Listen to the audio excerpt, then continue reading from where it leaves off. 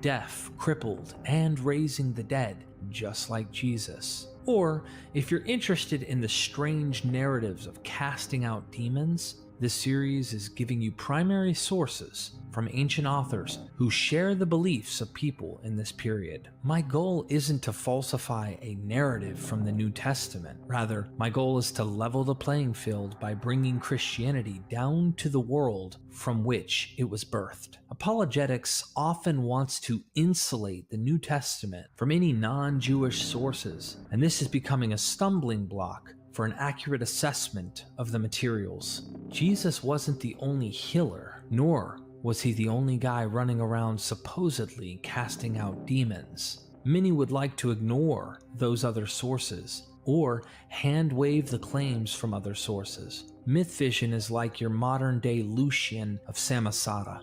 We try to bring humor, critical thinking, and skepticism as we engage in much of what is considered superstitions by evaluating whether these claims are purely literary, serving a story or narrative function. Was there really an itinerant preacher named Jesus or Apollonius running around like a shaman casting out demons? Or is there a bit of both happening? We will ultimately never know with absolute certainty, but let us begin our exploration. Diving into the world of exorcisms is a bit like stepping into a magic circle where your perspective shapes what you see. Harold Remus, in his exploration of 2nd century miracle squabbles between pagans and Christians, points out that what you make of Jesus' exorcism gigs could range from witnessing divine rescue operations to suspecting dark arts or even outright fraud. It all boils down to whose glasses you're looking through. Consider an exorcism approved by the critics as the real deal and a bona fide act of heroism. The story can take on different shades depending on the cosmic scenery the narrator has pointed for us. Let's say the backdrop is apocalyptic, like the ultimate showdown between good and evil is just around the corner. In this scenario, an exorcism by Jesus gets the blockbuster treatment, heralding the curtain call for Satan's reign of earthly terror. But strip away those apocalyptic vibes, and you're left with a Jesus exorcism that blends into the everyday supernatural hustle and bustle of the Greco-Roman world. To really get a grip on the spectrum of meanings an exorcism can conjure, you've got to be acquainted with the local demonology, be it the garden variety Greco-Roman spooks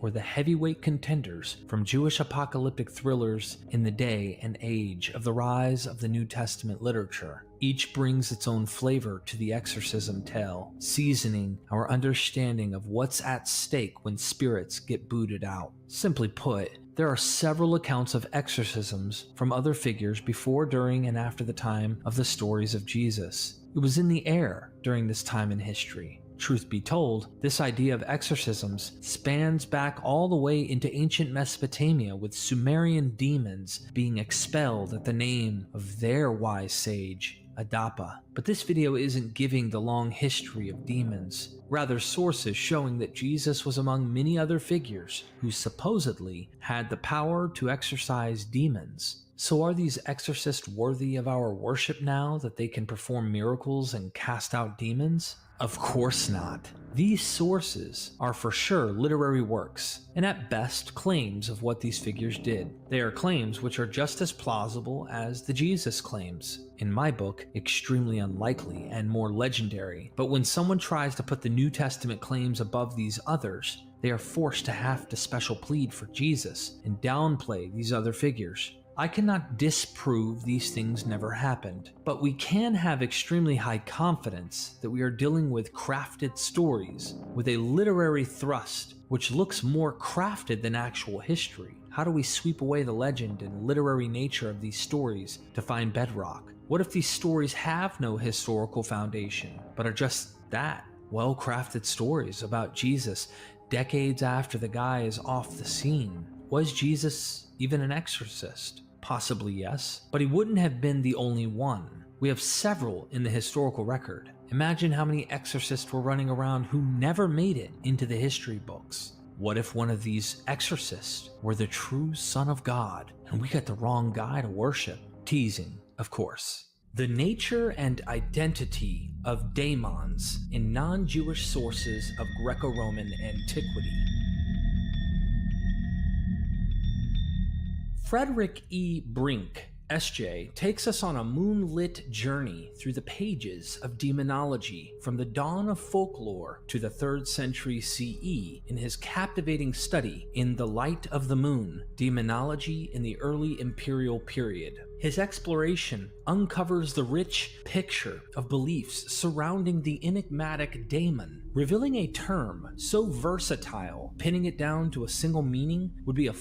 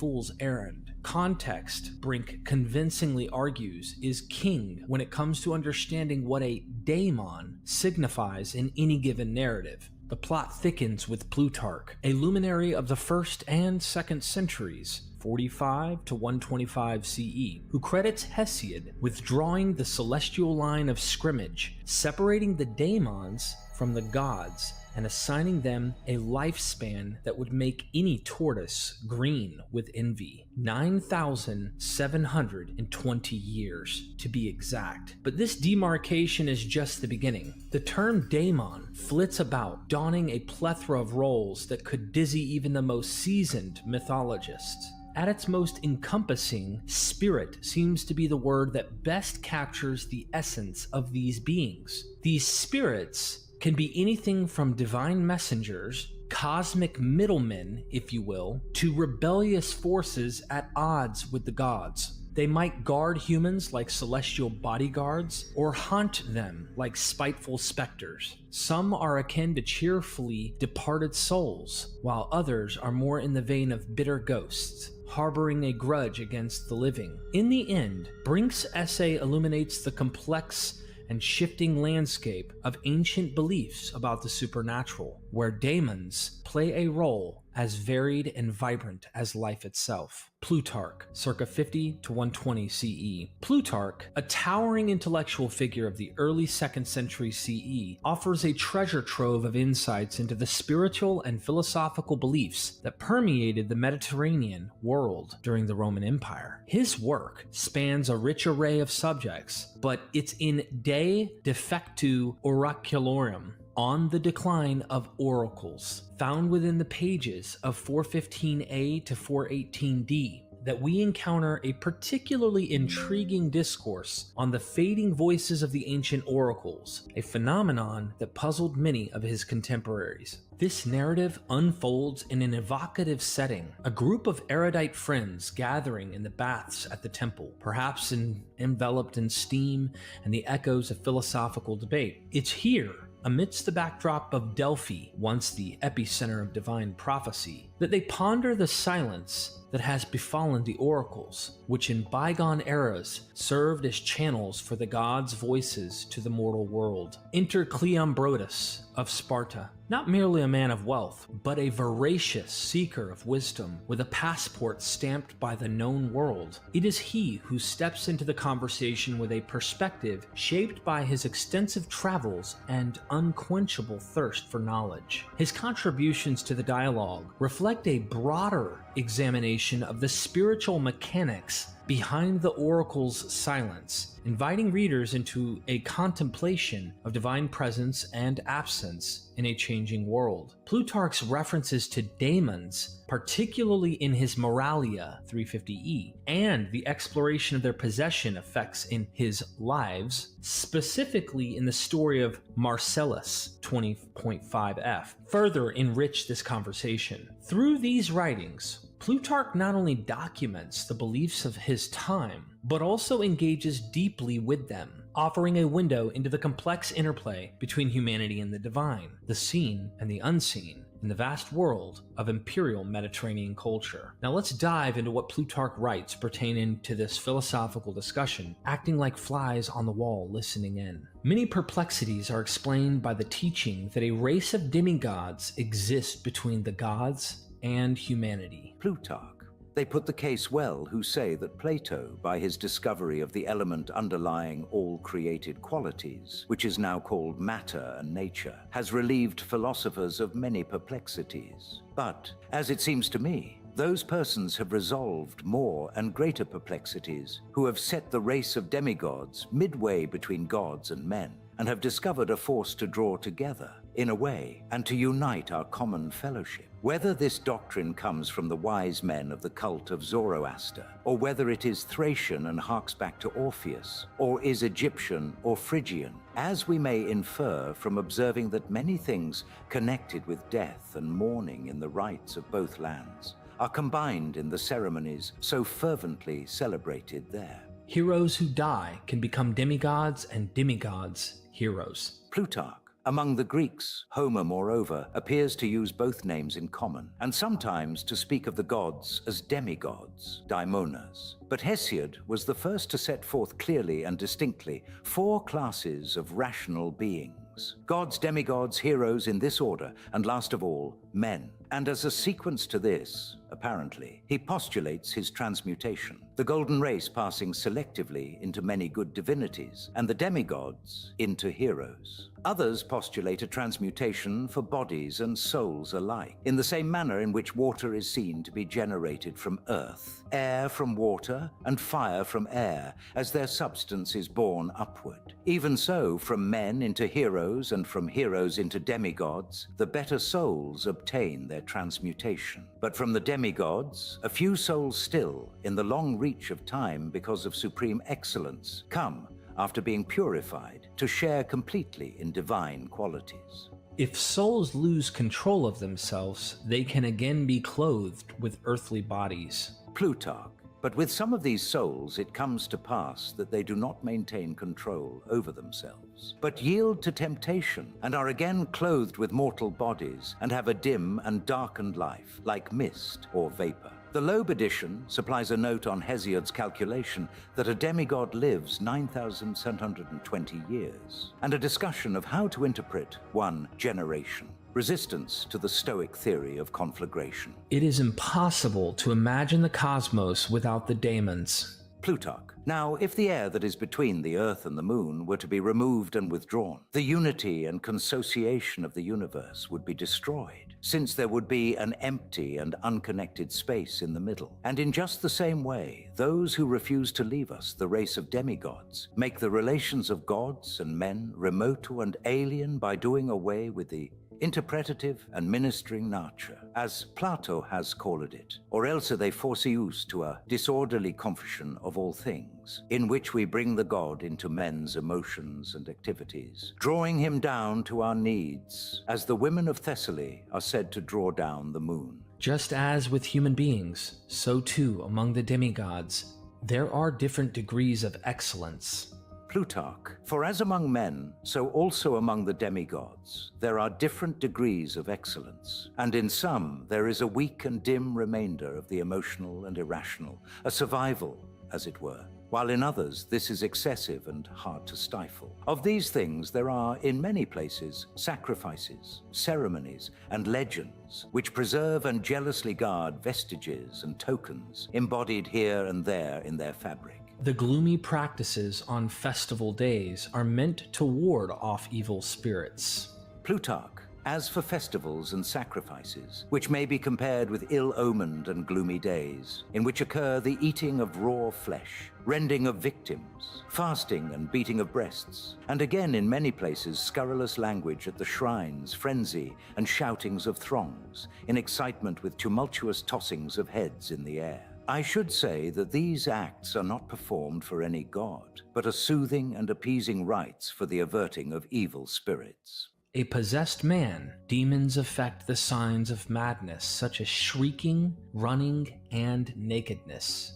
Plutarch. Just as they were ready to arrest him, Nicias, an assembly of the citizens was held, and here Nicias, right in the midst of some advice that he was giving to the people, suddenly threw himself upon the ground, and after a little while, amid the silence and consternation which naturally prevailed, lifted his head, turned it about, and spoke in a low and trembling voice, little by little, raising and sharpening its tones. And when he saw the whole audience struck dumb with horror, he tore off his mantle, rent his tunic, and leaping up half naked, ran towards the exit from the theater, crying out that he was pursued by the mothers. No man venturing to lay hands upon him, or even to come in his way, out of superstitious fear, but all avoiding him, he ran out to the gate of the city, freely using all the cries and gestures that would become a man possessed and crazed. Apuleius of Madara, 123 to 190 CE.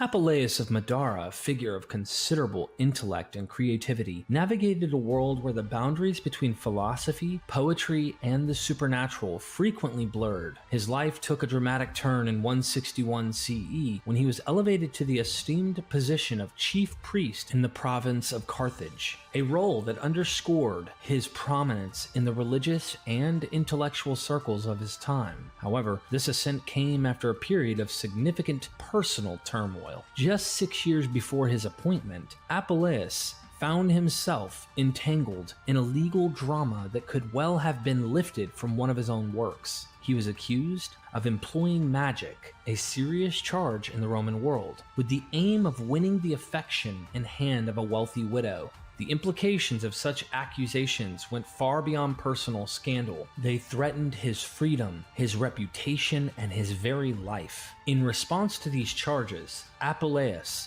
crafted a defense that not only showcased his eloquence and wit, but also his deep understanding of philosophy, law, and the natural world. His speech, preserved as the Apologia, also known as Pro Se de Magia, or Discourse on Magic, offers a fascinating glimpse into the interplay of magic, society, and personal integrity in the 2nd century CE. The following passage is taken from Apuleius's Apologia on the matter. All divination and miracles of magicians are controlled by daemons. Apuleius of Madara, Apologia 439. I believe Plato when he asserts that there are certain divine powers holding a position and possessing a character midway between gods and men, and that all divination and the miracles of magicians are controlled by them. Celsus, Origins contra Celsum, 177 to 180 CE.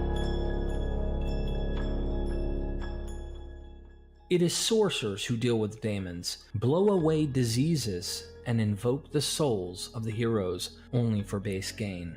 Celsus, Origen, contra Celsum. Celsus puts them, the Jesus miracles, on a level with the works of sorcerers who profess to do wonderful miracles, and the accomplishments of those who are taught by the Egyptians, who for a few obols make known their sacred law in the middle of the marketplace and drive demons out of men and blow away diseases and invoke the souls of heroes. Celsus, the 2nd century critic of Christianity, famously equated the miracles performed by Jesus with the acts of sorcerers and magicians. As recorded in polemical text against early Christian claims, his critique illuminates a broader cultural skepticism towards supernatural interventions, especially those performed by figures outside the established religious and social norms of the Roman Empire. By placing Jesus' miracles alongside the feats of sorcerers and the esoteric practices of Egyptian magicians, Celsus not only challenges the uniqueness and divinity of these miracles, but also embeds them with a wider context of magical practices prevalent in the ancient world. It would be wonderful if we had earlier sources of critics like Celsus to Christianity. I guess one could put Lucian in that category, but it's very interesting to see Celsus jabbing at the claims of Christians by paving the well-worn path of Greco-Roman tradition, which was before Christians came along with their hero, Jesus. We should ask ourselves questions like, is Celsus accurate in his criticisms of Christianity? Are we just following the winners of history, meaning church history and their perception, instead of listening to the critics of a superstition that recently rose in history, which co-opts the very same mythical and magical tropes already established in the Greco-Roman world? The term sorcerer serves as a powerful pejorative, conjuring images of deceit and manipulation, and is strategically used by Celsus to undermine the legitimacy of the exorcist's work. The choice of language reflects a common rhetorical tactic, framing the unfamiliar or foreign as a source of dubious knowledge or practices. In this case, attributing the origins of black magic to Egyptians, this not only serves to exoticize and otherize these practices, but also implies a corruption of Roman virtues through the influence of foreign, suspicious healers. Celsus's critique extends beyond mere association with sorcery. He condemns the commercialization of sacred acts, accusing practitioners of profaning spiritual matters for personal gain. This accusation taps into a broader concern about the integrity of religious and spiritual leaders, suggesting that the commodification of divine interventions undermines their authenticity and sanctity. Practically, he sees these Christians as ancient Benny Hinns selling their spiritual matters. Furthermore, Celsus's grouping of various supernatural activities, exorcising demons, curing diseases through spells, and invoking the spirits of heroes under a single umbrella of critique highlights the fluidity between different forms of ancient supernatural practices. This amalgamation serves to diminish the perceived sanctity of these acts, equating them with necromancy and other forms of dark magic. It underscores the skepticism towards the mingling of disease, demonic possession, and sacred divination, suggesting a pervasive intertwining of health, spirituality, and the supernatural in ancient thought. Funny thing about this is, the same criticisms towards the Christians is reversed towards the Greek and Roman gods and heroes. Celsus's arguments provide a window into the complex landscape of ancient religious and magical practice or beliefs, where the boundaries between divinity, magic, and charlatanism were often contested. His critique reflects broader debates about the nature of spiritual authority, the legitimacy of supernatural interventions, and the ethical implications of monetizing sacred knowledge. Let's turn now to Lucian of Samosata. Lucian of Samosata, 120 to 190 CE. Lucian of Samosata, a master satirist whose pen was as sharp as his wit, remains one of the most intriguing figures of classical antiquity. Born in the eastern reaches of the Roman Empire, Lucian's works often reflect the cultural and religious diversity of his homeland, offering a unique perspective on the complexities of life in Syria and the broader Near East. He would be in a position to know what the common folk of these regions practiced and believed. One of Lucian's notable contributions to literature is The Lover of Lies, a work that gleefully dives into the world of the supernatural, the miraculous, and the downright unbelievable. Through this text, Lucian not only entertains but also critiques the gullibility and superstition he perceives around him. His skepticism towards the miraculous is embodied in the character of Ion, who chastises another character for doubting the existence of the supernatural, specifically referring to a Syrian exorcist's ability to cast out daemons. This narrative choice is particularly fascinating, as it provides a window into the cultural interactions and tensions of Lucian's time. The reference to a Syrian exorcist is significant, highlighting the cross-cultural beliefs in spirits and their exorcism that were prevalent across the Roman Empire. Lucian's satirical lens does not spare these beliefs. Instead, he uses them as a vehicle to explore themes of truth, belief, and the human penchant for embracing the fantastical. Lucian's work stands as a testament to the enduring power of satire to challenge societal norms and beliefs. Through The Lover of Lies, he invites his readers to question the nature of truth and the foundations of their convictions, all while navigating the cultural and religious practices that defined the ancient Mediterranean world. These sources throughout this documentary are windows into the ancient world. It is ridiculous to doubt everything. What about those who free the daemon possessed from their terrors? Lucian, the lover of lies. You act ridiculously, said I, to doubt everything. For my part, I should like to ask you what you say to those who free possessed men from their terrors by exorcising the spirits so manifestly. I need not discuss this. Everyone knows about the Syrian from Palestine, the adept in it. How many he takes in hand who fall down in the light of the moon and roll their eyes and fill their mouths with foam. Nevertheless, he restores them to health and sends them away normal in mind, delivering them from their straits for a large fee. When he stands beside them as they lie there and asks, "Whence came you into his body?" the patient himself is silent, but the spirit answers in Greek or in the language of whatever foreign country he comes from, telling how and whence he entered into the man. Whereupon, by adjuring the spirit, and if he does not obey, threatening him, he drives him out. Indeed, I actually saw one coming out, black and smoky in color.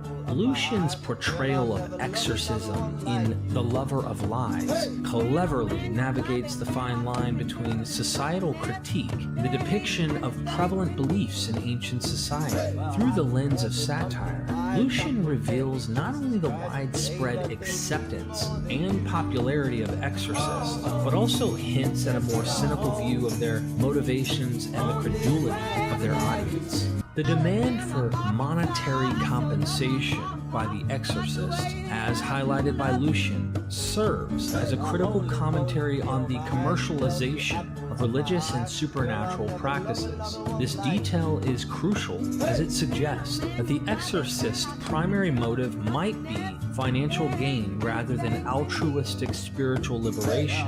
Lucian uses this point to subtly question the authenticity of the exorcist's powers and the sincerity of their intentions. Meanwhile, the character Ion represents the perspective of those who wholeheartedly believe in the power of exorcisms. To Ion, and presumably to many in Lucian's society, the exorcist's ability to cast out demons is seen as a genuine liberation from suffering and fear. This belief in the exorcist's power to heal symbolizes a deep-seated need for relief from the unexplained and the supernatural that plagued individuals in the ancient world. By juxtaposing these viewpoints, Lucian not only mocks the gullibility of those who uncritically accept the exorcist's claims, but also reflects on the human condition and the universal search for solutions to life's mysteries and maladies. His satirical approach serves as a mirror to his society, revealing both the exploitation of belief for personal gain and the genuine desire for healing and understanding in the face of the unknown. Through this portrayal,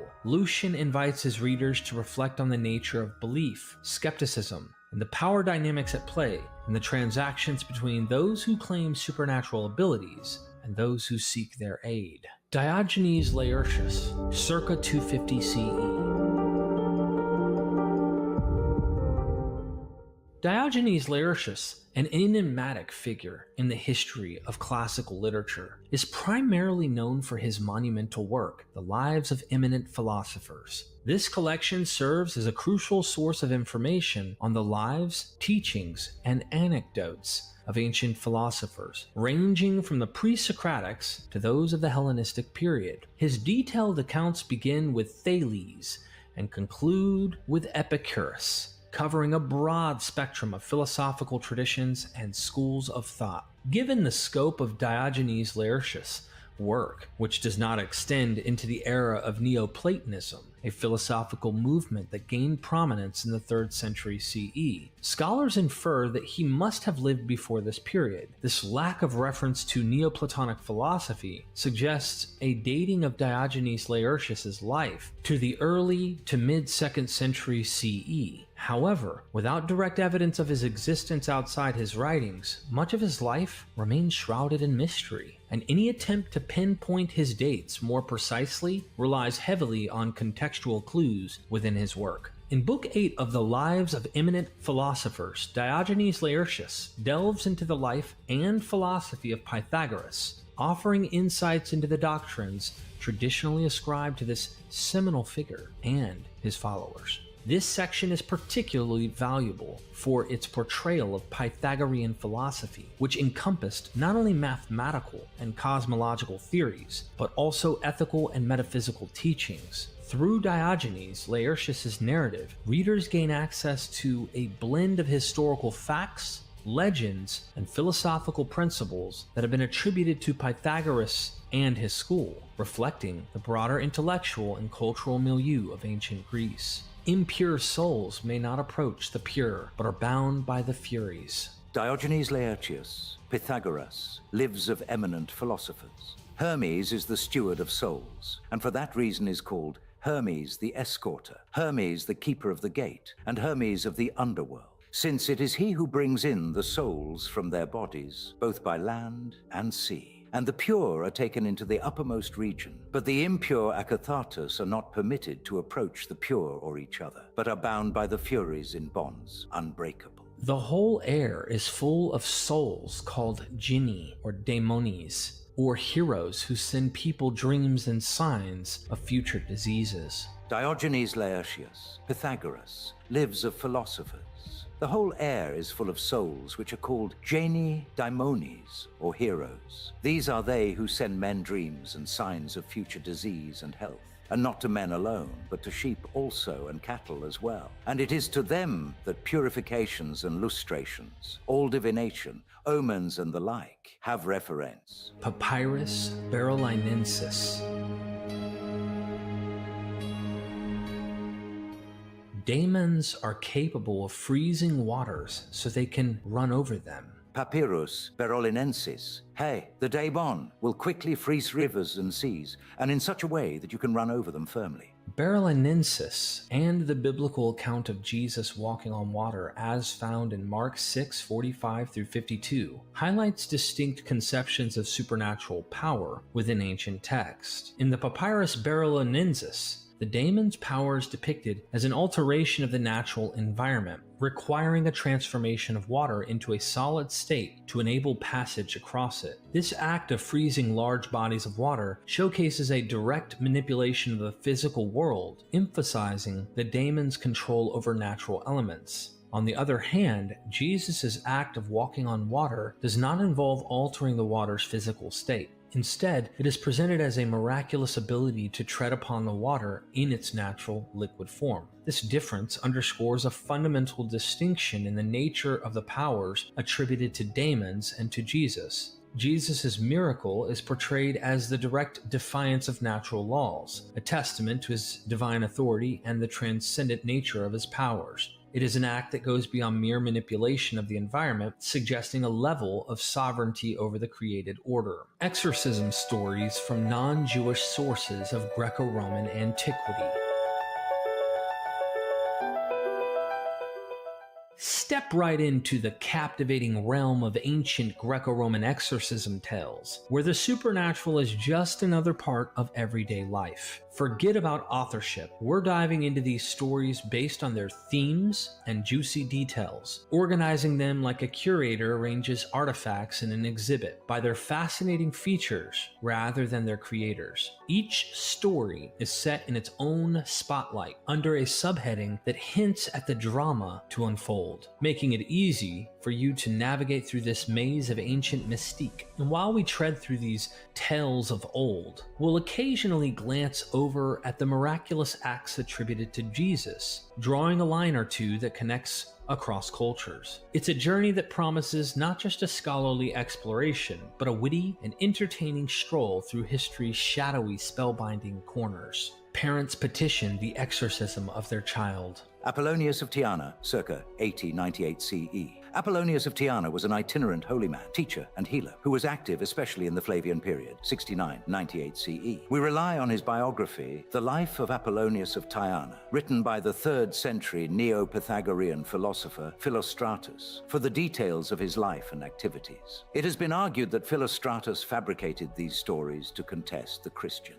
This argument deserves a lengthy treatment for which there is no room here. However, the most obvious response is that there are too many embarrassing features about Apollonius's miracles for Neo-Pythagoreans to suggest that they were invented by the Neo-Pythagoreans.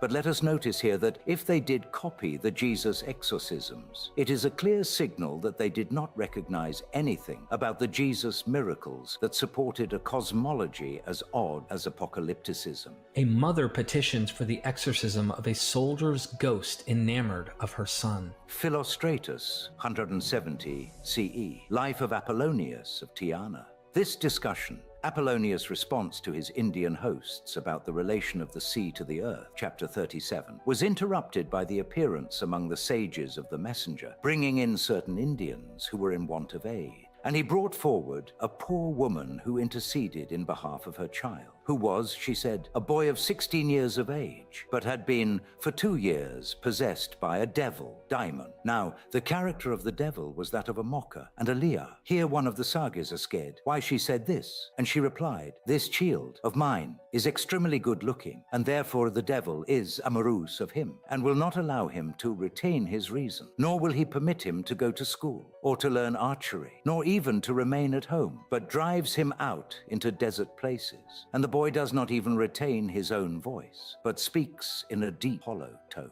as men do. And he looks at you with other eyes rather than with his own. As for myself, I weep over all this, and I tear my cheeks, and I rebuke my son so far as I well may. But he does not know me, and I made up my mind to repair hither. Indeed, I planned to do so a year ago. Only the demon discovered himself using my child as a mask, and what he told me was this, that he was the ghost of a man who fell long ago in battle, but that at death he was passionately attached to his wife. Now he had been dead for only 3 days when his wife insulted their union by marrying another man. And the consequence was that he had come to detest the love of women and had transferred himself wholly into this boy. But he promised, if I would only not denounce him to yourselves, to endow the child with many noble blessings.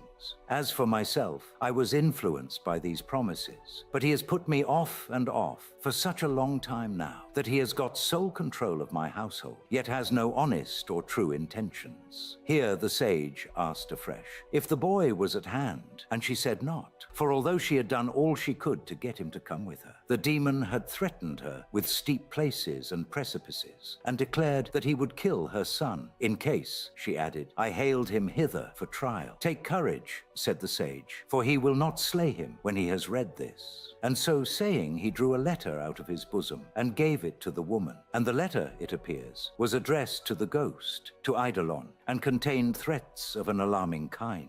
In this intriguing narrative, we find ourselves confronting the multifaceted nature of daemons as understood in ancient times, echoing Plutarch's belief that these spirits could tread the line between benevolence and malevolence. Here, the spotlight falls on a daemon with a vendetta, one that strips a person of their sanity, severs family ties, and leads them into desolation. Twist: this daemon is unmasked as the restless spirit of a soldier, embittered by a betrayal of the heart, his wife's haste to remarry following his death. This story weaves the haunting concept that the dead could linger, transforming into spirits with the power to harm the living. Enter Apollonius, who approaches the situation with a blend of diplomacy and boldness, kin to dealing with a particularly troublesome mortal. His weapon of choice? A letter imbued with a stern warning, aimed to banish the ghostly soldier back to the realm of the departed. This story not only explores the ancient understanding of spirits, but also showcases the unique ways in which they were confronted and appeased, drawing parallels to the biblical accounts found in Mark 9:14-29, Matthew 17:14-21, Luke 9:37-43, and Mark 7:24-30, Matthew 15:21-28. We observe a similar narrative rhythm, confrontations with beings beyond the mortal coil, though with a distinctively different approach to resolution. A point to my careful viewers: do we believe this story of Apollonius of Tyana actually happened? Ask yourself, does this story serve more of a narrative function for the reader and follower of Apollonius rather than a strict literal belief in the historicity of this account? Apply the same logic to the stories of Jesus. The exorcism of daemons, who caused their victims to harm themselves. Apollonius of Tyana. A ghost hides and leads a young man into excessive behavior. He no longer showed himself licentious, nor did he stare madly about, but he had returned to his own self as thoroughly as if he had been treated by drugs.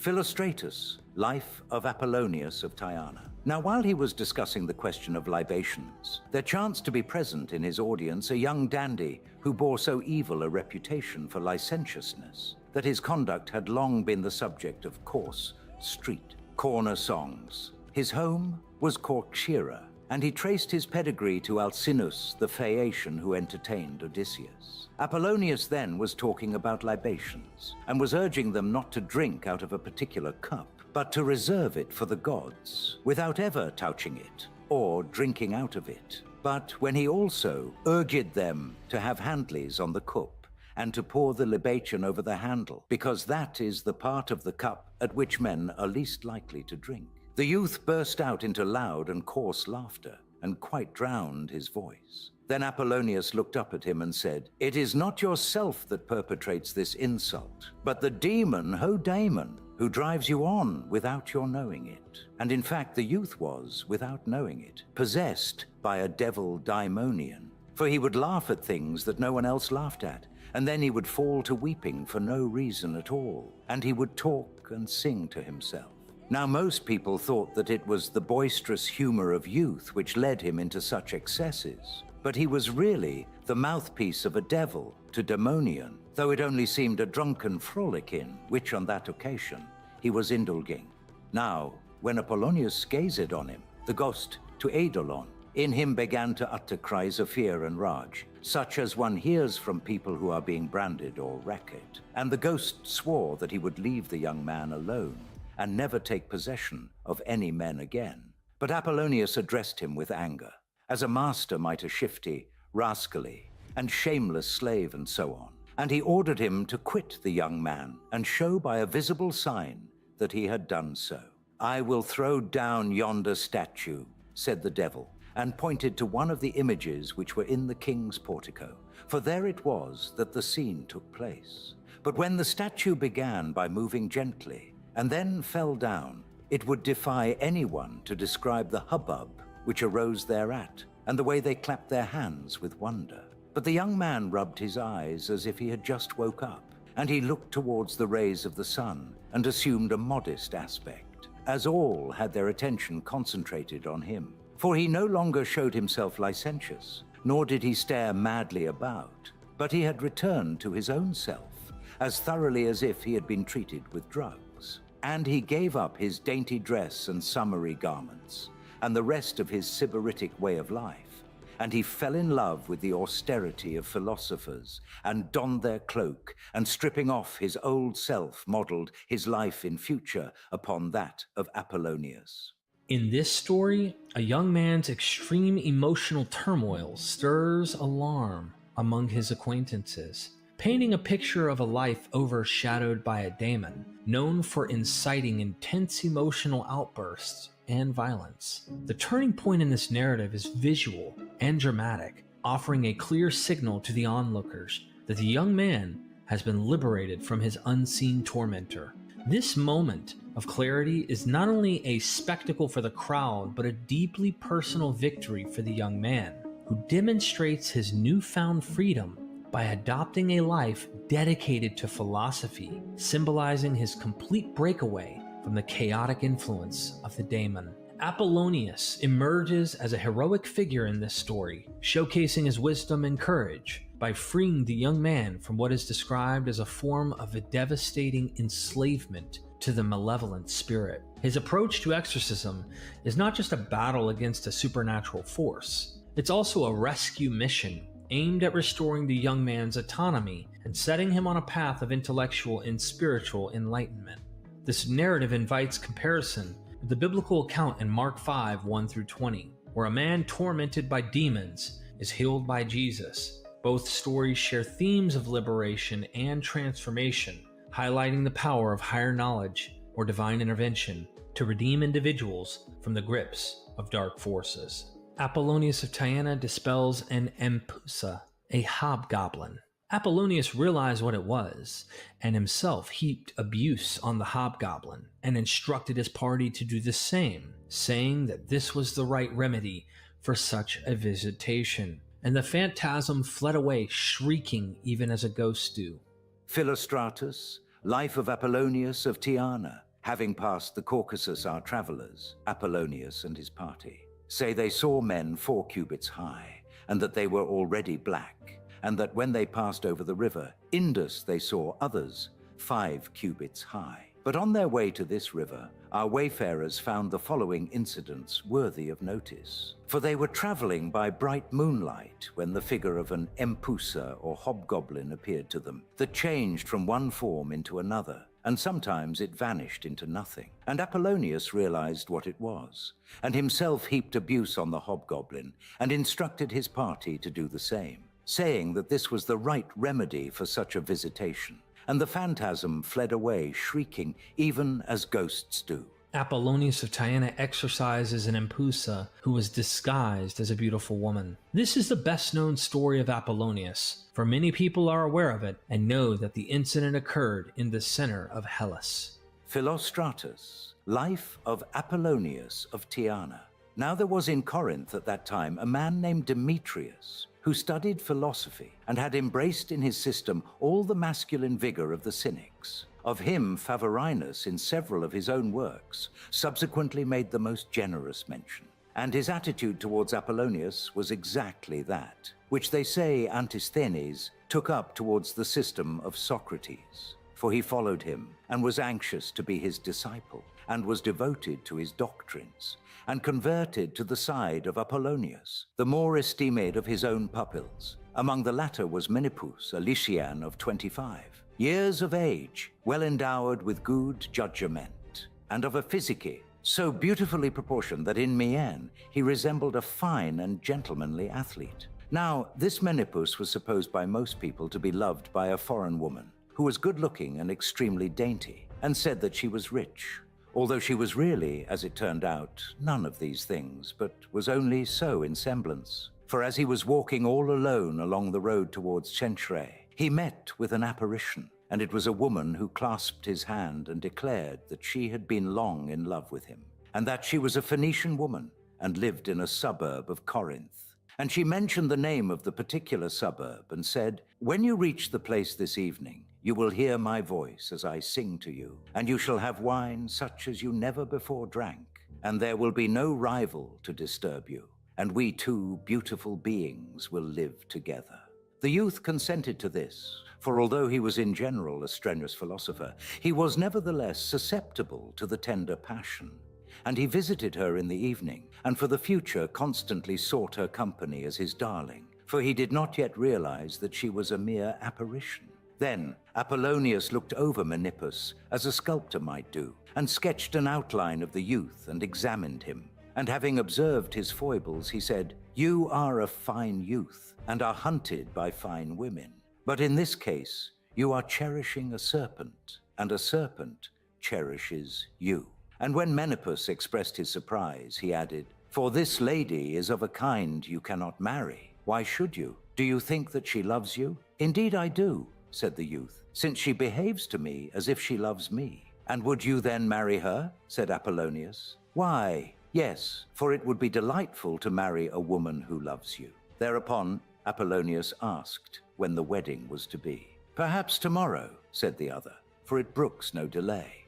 Apollonius therefore waited for the occasion of the wedding breakfast, and then, presenting himself before the guests who had just arrived, he said, "Where is the dainty lady at whose instance ye come?" "Here she is," replied Menippus, and at the same moment he rose slightly from his seat, blushing. "And to which of you belong the silver and gold, and all the rest of the decorations of the banqueting hall?" "To the lady," replied the youth, "for this is all I have of my own," pointing to the philosopher's cloak which he wore. And Apollonius said, "Have you heard of the gardens of Tantalus? How they exist, and yet do not exist?" "Yes," they answered, "in the poems of Homer, for we certainly never went down to Hades." "As such," replied Apollonius, "you must regard this adornment, for it is not reality, but the semblance of reality. And that you may realize the truth of what I say, this fine bride is one of the vampires, that is to say, of those beings whom the many regard as lamias and hobgoblins. These beings fall in love, and they are devoted to the delights of Aphrodite, but especially to the flesh of human beings, and they decoy with such delights those whom they mean to devour in their feasts." And the lady said, "Cease your ill-omened talk, and be gone."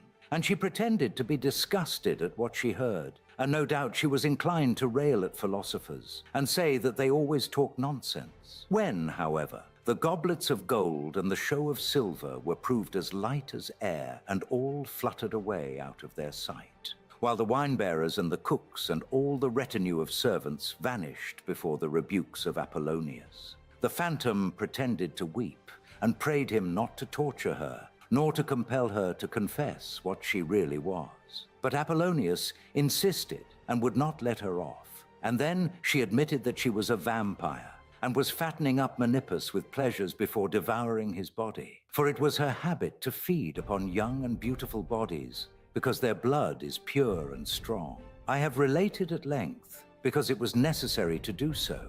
This is the best-known story of Apollonius, for many people are aware of it and know that the incident occurred in the center of Hellas. But they have only heard in a general and vague manner that he once caught and overcame a Lamia in Corinth. But they have never learned what she was about, nor that he did it to save Menippus. But I owe my own account to Damis and to the work which he wrote. Damis or Damis is supposed to have been a disciple of Apollonius, but scholars conclude there is little evidence for his actual historical existence. Nevertheless, the stories seem to have been passed along for centuries. The nature and identity of demons in the non-apocalyptic Jewish writings of the imperial period.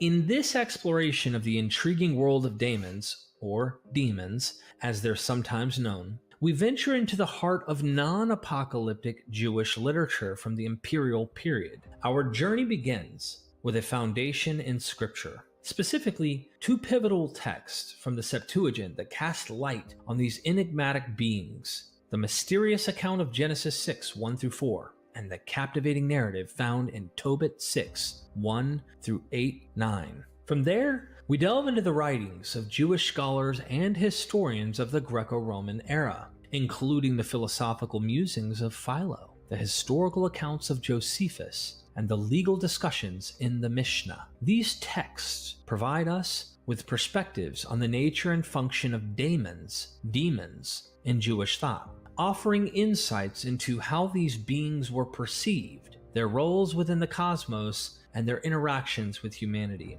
Our exploration then takes a dramatic turn with two riveting stories of demon expulsion. The first is drawn from the Genesis Apocryphon, offering a glimpse into the ancient narratives that expanded upon the canonical scriptures. The second account comes from Josephus, whose writings bridge the gap between history and legend, providing a unique viewpoint on the practice of exorcism within the Jewish tradition of his time. Through this comprehensive examination, we aim to shed light on the multifaceted roles that demons played in Jewish thought and society during the imperial period, tracing their evolution from scriptural entities to characters in the broader cultural and religious landscape of the Greco-Roman world. Scripture: the sons of God unite with human women who give birth to giants. The sons of God went in to the daughters of humans who bore children to them. These were the heroes that were of old, warriors of renown. When people began to multiply on the face of the ground, and daughters were born to them, too, the sons of God saw that they were fair, and they took wives for themselves of all they chose. 3. Then the Lord said, My spirit shall not abide in mortals forever, for they are flesh. Their days shall be 120 years. The Nephilim were on the earth in those days, and also afterward, when the sons of God went into the daughters of humans, who bore children to them. These were the heroes that were of old, warriors of renown.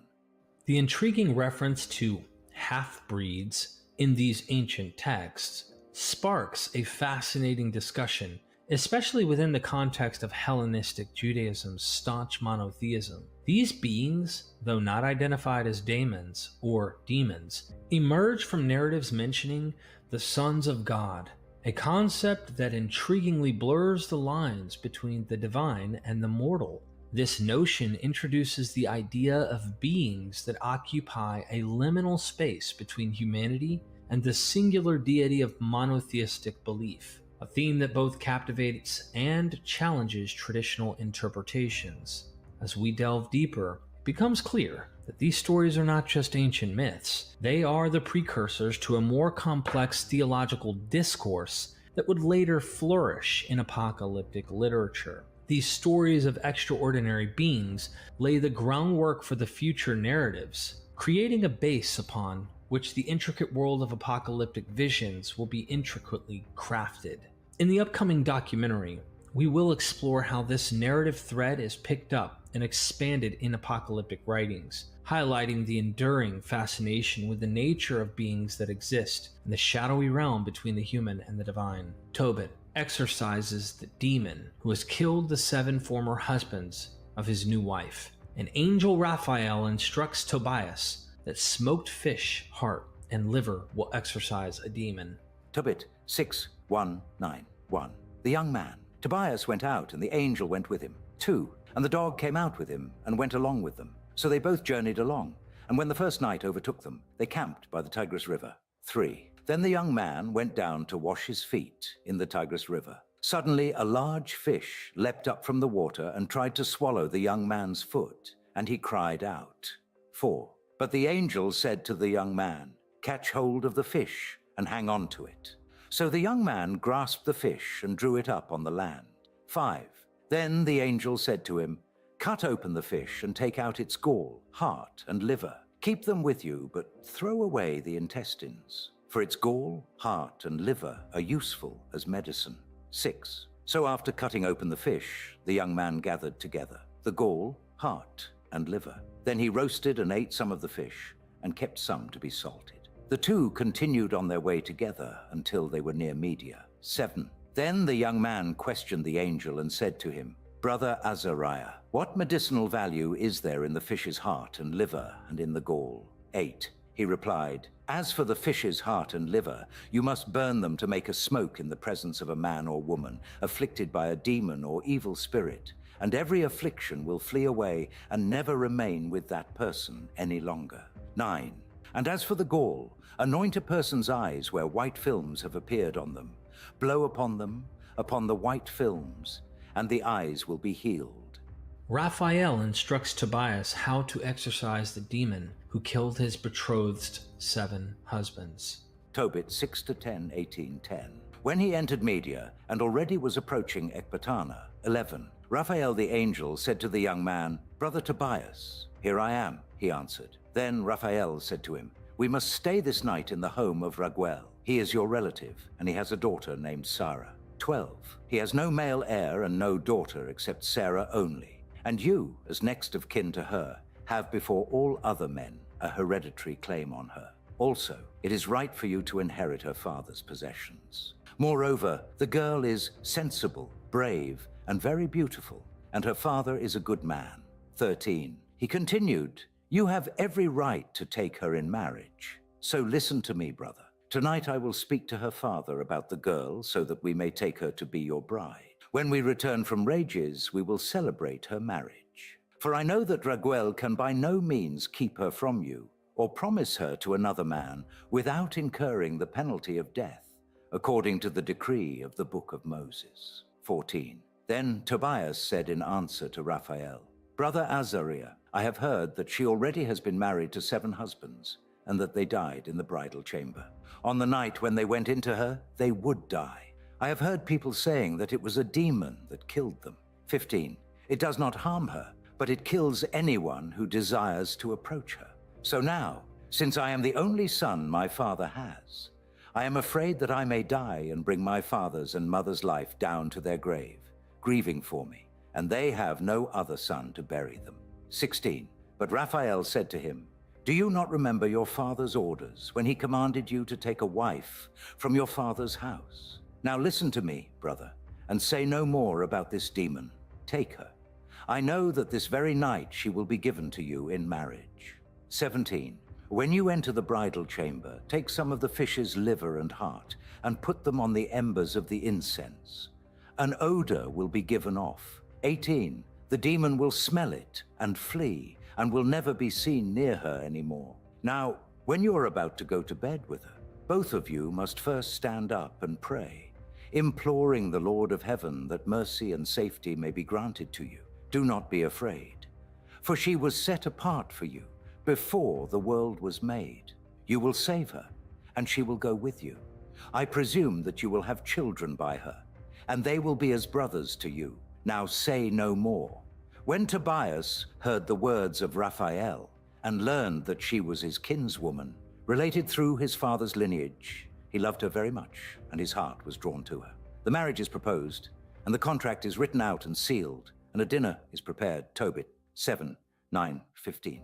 Tobias obediently follows Raphael's instructions. Tobit 7:15, 8, 9, 15. Raguel called his wife Edna and said to her, "Sister, get the other room ready and take her there." 16. So she went and made the bed in the room, as he had told her, and brought Sarah there. She wept for her daughter. Then, wiping away the tears, she said to her, "Take courage, my daughter. The Lord of heaven grant you joy in place of your sorrow. Take courage, my daughter." Then she went out. 8:1. When they had finished eating and drinking, they wanted to retire. So they took the young man and brought him into the bedroom. 2. Then Tobias remembered the words of Raphael, and he took the fish's liver and heart out of the bag where he had them and put them on the embers of the incense. 3. The odor of the fish so repelled the demon that he fled to the remotest parts of Egypt. But Raphael followed him and at once bound him there hand and foot. 4. When the parents had gone out and shut the door of the room, Tobias got out of bed and said to Sarah, "Sister, get up and let us pray and implore our Lord that he grant us mercy and safety." 5. So she got up, and they began to pray and implore that they might be kept safe. Tobias began by saying, "Blessed are you, O God of our ancestors, and blessed is your name in all generations forever." 6. You made Adam, and for him you made his wife Eve as a helper and support. From the two of them, the human race has sprung. You said, "It is not good that the man should be alone. Let us make a helper for him like himself." 7. I now am taking this kinswoman of mine, not because of lust, but with sincerity. Grant that she and I may find mercy, and that we may grow old together. 8. And they both said, "Amen, amen." 9. Then they went to sleep for the night. When we compare the evidence of the ideas about demons in this account with the sort of concepts we find in Plutarch, one noticeable difference is in the clear and separate category given to the angels. In Plutarch's treatment, good and evil are both called daemons, as we have seen. In this account, the angels seem to belong to a special group, and their names plainly identify them as messengers. In fact, the angel Raphael could be an embodiment of the good daemons in Plutarch. He serves God, acting as a messenger, a unifier, and a prophet in oracles. In this story, the good daemon, Raphael, acts as an oracle to the obedient Tobit against the bad daemon. A second important difference is the explicit demand for prayer. It is not the technique alone that will ensure the expulsion of the demon, but the technique accompanied by a sincere appeal to the merciful God. Philo, 30 BCE to 45 CE. Navigating through Philo's evolving thoughts on demons is a bit like watching a philosophical saga unfold across 3 captivating acts. As detailed by the keen observations of Dr. Frederick Brink, let's break down this intellectual journey into its thrilling parts. In the opening act, Philo introduces us to a world where angels, or as he intriguingly calls them, daimones psychiae, flit through the air like incorporeal human souls on a celestial ballet. It's a vision where the boundaries between the ethereal and the human soul are as thin as gossamer, setting the stage for a narrative rich with spiritual intrigue. As the plot thickens in the second act, Philo begins to blend genres. Here, angels still dance as daimones psyche, but they've been upgraded to logoi, status. Think of them as divine messengers carrying cosmic wisdom. It's a transitional phase where Philo's thinking starts to shift gears, paving the way for a grand philosophical pivot. And then, in the climatic third act, Philo takes a bold leap into a realm where angels are no longer just ethereal beings, but embody logoi, essentially divine inspirations or good thoughts. It's a dramatic departure from traditional demonology, where demons were often seen as sources of inspiration at best. Philo redefines the narrative, positioning these entities not as external influencers, but as embodiments of divine wisdom. One of Philo's most intriguing plot twists occur in his treatment of Genesis 6, 1-4. In his work On the Giants, here, he interprets the tale of celestial beings mingling with mortals not as a lurid tabloid headline of ancient mythology, but as a symbolic exploration of the soul's descent into the corporeal realm of fleshly concerns. Philo isn't in the business of adding mythical creatures to the scriptural cast. Instead, he sees the narrative as an allegory for the journey of heavenly souls into human experience, debunking fears of fantastical hybrid beings. Philo's perspective is that the cosmos is a producer of souls, with the air churning out spirits as naturally as Earth sprouts flora. These souls might linger in the celestial realms, basking in their consecrated status, or dive into the human saga, enriching it with their divine essence, but always remaining distinct from the fantastical hybrids of lore. Some souls descend into bodies, and some become consecrated for the service of God. These earthly souls can become immersed in superficial concerns, or soar to heaven through philosophy. Philo on the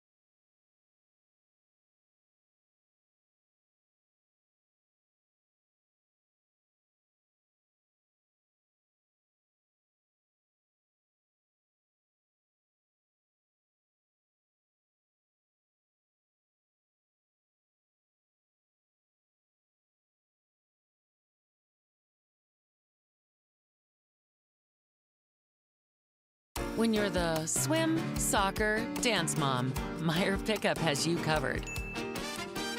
One stop without the shop, that's the good life.